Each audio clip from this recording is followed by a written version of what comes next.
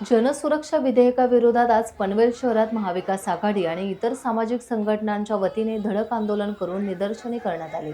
शिवाजी चौक ते Panvel ST stand दरम्यान जनसुरक्षा कायदाविरोधी संघर्ष समितीच्या वतीने निषेध रॅली काढण्यात आली। सरकार विरोधात घोषणा देण्यात आल्या। तसेच जनसुरक्षा विधेयक संविधानावर घाला असल्याने त्वरित रद्द करावा अशी मागणी करण्यात आली।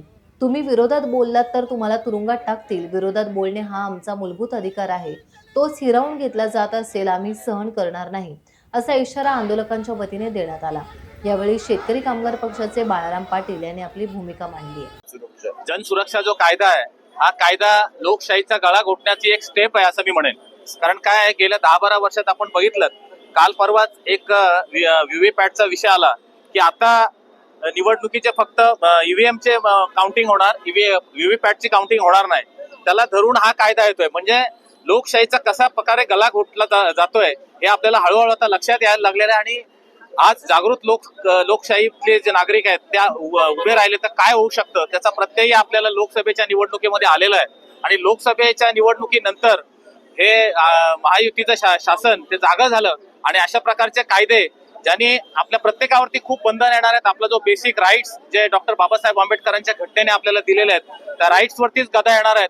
आणि प्रत्येक गोष्टीवरचे जी बंधनं ही लोकशाहीला अतिशय मारक आहेत आणि लोकशाही धोक्यात आहे असं मी म्हणेन। निश्चितपणानं मी मगाशी माझ्या सुरुवातीच्या स्टेटमेंटमध्ये सांगितलं की शासनाच्या विरोधात जो कुणी व्यक्ती जाईल, जी कुठली संघटना जाईल, जो कुठला पक्ष जाईल, त्या साऱ्यांना दबवण्यासाठीच हा कायदा अस्तित्वात आलेला आहे। लॉ अँड ऑर्डर मेंटेन करण्यासाठी या महाराष्ट्रामध्ये अनेक कायदे आहेत ज्यांचा वापर करत आजपर्यंत महाराष्ट्रामध्ये या ठिकाणी कायदा सुव्यवस्थेचं रक्षण करायचं काम केलेलं आहे। दुर्दैवानं या ठिकाणी सध्याच्या परिस्थितीमध्ये लॉ अँड ऑर्डर एका बाजूला आणि शासनाचा निर्णय दुसऱ्या बाजूला असं होत असताना हा जुलमी कायदा केवळ आणि केवळ शासनाला कोणी विरोध करू नये, विरोध करणं शक्य होऊ नये या एकाच उद्देशानं आणलेला आहे।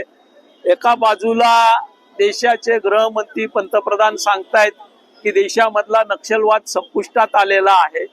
दुसऱ्या बाजूला देवाभाऊ सांगतात की फक्त 2 तालुक्यामध्ये नक्षलवाद शिल्लक आहे। मग 2 तालुक्यामध्ये नक्षलवाद शिल्लक असेल तर नक्षलवाद निपटण्यासाठी हा नव्यानं कायदा पुन्हा आणण्याची कुठलीही गरज आज नाही आहे। आणि म्हणून जनसामान्यांच्या चळवळी ज्या सरकारच्या कारभाराच्या विरोधात असंतोषातून निर्माण होत आहेत, सरकारचे जे जनविरोधी निर्णय आहेत त्याच्यातून निर्माण होत आहेत, त्या दडपण्यासाठी आणि कुणीही आपल्या कुठल्याही धोरणाला विरोध करू नये। आपण विनासायास सर्व काही त्या ठिकाणी गौतम अदानींना, अंबानींना देऊ शकलो पाहिजे।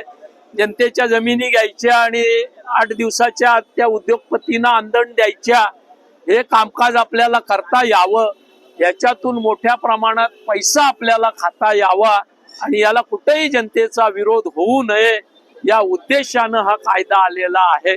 भारतीय राज्यघटनेनं जो अभिव्यक्तीचं स्वातंत्र्य दिलंय, चळवळीचं आंदोलनाचं स्वातंत्र्य आपल्याला दिलेलं आहे, ते डॉक्टर बाबासाहेब आंबेडकरांनी दिलेल्या सर्व स्वातंत्र्याची गळचेपी करावी आणि आम्ही म्हणू तेच राष्ट्र, आम्ही म्हणू तेच करा, त्याच्या विरोधात बोलाल तर आम्ही तुम्हाला जेलमध्ये टाकू, अशा पद्धतीचा हा दडपशाहीचा नमुना आहे।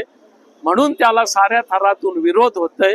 हा कायदा रद्द करावा या मागणीसाठी आज महाविकास आघाडी, डावी आघाडी, सामाजिक चळवळीचे संघ यांच्या माध्यमातून आम्ही एकत्र जमलेलो आहोत। उद्याच्या काळात या आंदोलनाची धार आणखी वाढल्याशिवाय राहणार नाही हा विश्वास माझ्यासारख्या रस्त्यावर काम करणाऱ्या कार्यकर्त्याला आहे। खरं तर या कायद्याचं नाव जनसुरक्षा विधेयक असलं तरी जनतेच्या विरोधातीलच हे विधेयक या ठिकाणी भासत आहे। या ठिकाणी आपण बघतोय की डॉक्टर बाबासाहेब आंबेडकरांनी जी घटना लिहिली, जे संविधान आम्हाला दिलं, त्या संविधानावरती घाला घालण्याचं काम या कायद्याच्या निमित्तानं शासन करायला मागतंय। इतिहासाच्या पुस्तकामध्ये, नागरिक शास्त्रामध्ये आम्ही 5वीला एक धडा शिकलो होतो की फंडामेंटल राईट, माझे मूलभूत अधिकार, मला अधिकार आहे लिहिण्याचा, मला अधिकार आहे बोलण्याचा, मला अधिकार आहे व्यक्त होण्याचा आणि या अधिकारांवरती घाला घालण्याचं काम हे शासन या ठिकाणी करायला मागतंय. खरं तर आपण बघतोय की निवडणुकांमध्ये ही मंडळी कशा प्रकारे जिंकतात. या ठिकाणी त्यांना विरोधी पक्ष नको आहे म्हणून विविध पक्ष फोडले जातात.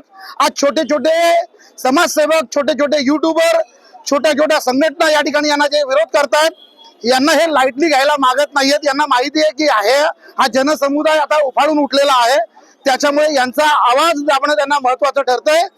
ब्रिटिश सरकारनं 1919 साली एक कायदा या ठिकाणी आणला होता, रोल ऍक्ट. या ऍक्ट मध्ये जे सरकारच्या विरोधात बोलतील त्यांना तुरुंगात डांबण्याचं प्रयोजन होतं आणि त्याचीच आठवण या निमित्ताने करून द्यायला मी मागतोय की त्याच पद्धतीच्या तरतुदी तुम्ही जर त्यांच्या विरोधात बोललात तर तुम्हाला तुरुंगात टाकलं जाईल. तुम्ही जर यांच्या विरोधात जर बोललात तर तुम्हाला शिक्षेस तुम्ही पात्र ठरू शकाल. तुम्ही यांच्या विरोधात जर बोललात तर तुमच्यावरती कारवाया होणार आहेत. त्या अनुषंगानं आज जनतेचं, खरं तर महाविकास आघाडी किंवा संघटना नाही तर जनतेनं हा लढा ताब्यात घेण्याची गरज आहे. मी सर्व जनतेला या ठिकाणी विनंती करतोय की आपण या लढ्यामध्ये सामील व्हावं. टाइम्स डिजिटलला लाईक करा, सबस्क्राईब करा, शेअर करा आणि बेल आयकॉन दाबायला विसरू नका. पाहत रहा टाइम्स डिजिटल.